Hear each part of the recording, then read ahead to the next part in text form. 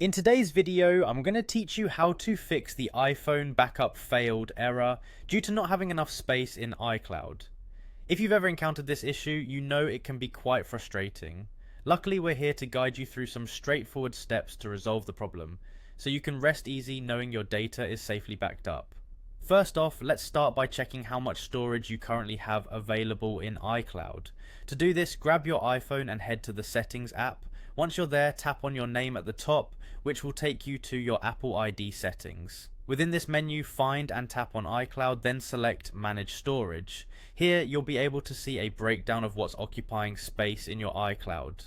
This overview is crucial as it helps you decide what needs to go and what you might want to keep. Now, if you find your iCloud storage is nearly full, it's time to do a bit of housekeeping. Go back to the Manage Storage section and begin removing any unnecessary backups or files you don't need anymore. For instance, you might have backups from old devices that are no longer in use. Deleting these can free up a significant amount of space. Similarly, look out for large files or apps that you might have backed up and evaluate whether you truly need them saved.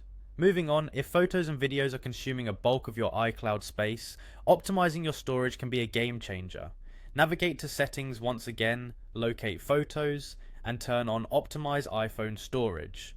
This option ensures only smaller, device-sized versions of photos are kept on your phone, while the original, full-resolution photos remain stored in iCloud, keeping both the quality and your peace of mind intact without overloading your storage. If you've tried these steps and still find yourself needing more space, consider upgrading your iCloud storage plan. Back in the iCloud settings, look for the option labeled Buy More Storage.